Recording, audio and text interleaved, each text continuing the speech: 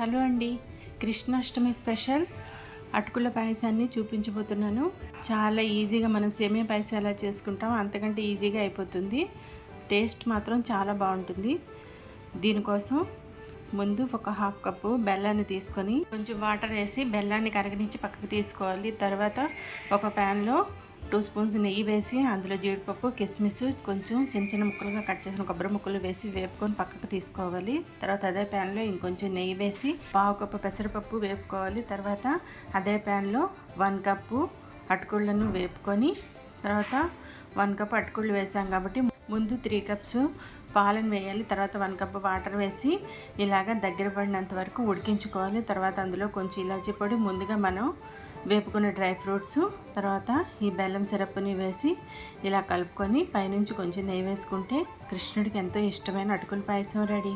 ఈ వీడియో నచ్చితే లైక్ చేయండి.